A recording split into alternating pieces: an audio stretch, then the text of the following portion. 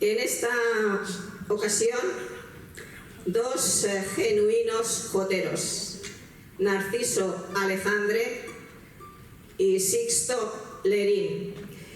Ellos nos van a cantar una linda y emotiva jota dedicada a nuestros padres. Se titula Allá lejos se les ve. Aplaudamos, por favor.